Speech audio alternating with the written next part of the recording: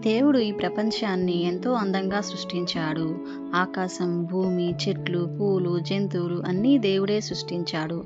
తర్వాత దేవుడు మొదటి మనిషిని సృష్టించాడు. అతని పేరు ఆదాము. దేవుడు ఆదామును ఏదెను తోటలో ఉంచాడు. ఆ తోట చాలా అందంగా ఉండేది.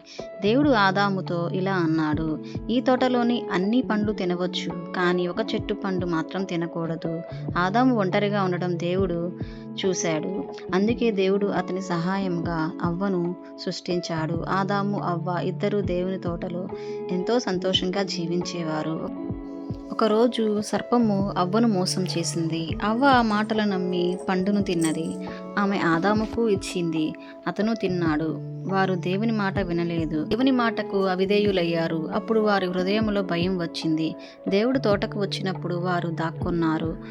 దేవుడు వారిని పిలిచి చేసిన తప్పులను వివరించారు. అప్పుడు చేసినందుకు శిక్షగా ఆదాము అవ్వలను ఏదైనా తోట నుంచి బయటకు పంపించాడు. ఆదాము అవ్వల కథ నుంచి మనం తెలుసుకోవాల్సింది ఏంటంటే, దేవుడి మాట వినడం ఆశీర్వాదానికి దారి తీస్తుంది, అవిధేయత కష్టానికి దారి తీస్తుంది.